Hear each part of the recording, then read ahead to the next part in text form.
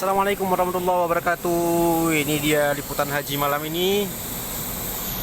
Ini dia pesawat haji yang akan mengangkut kloter 6 jamaah haji embarkasi Aceh menuju ke Jeddah, Saudi Arabia. Kloter yang berasal dari Kabupaten Aceh Utara. Jumlah jamaahnya sekitar 393 jamaah. Ini dia busnya, guys. Ini pesawatnya.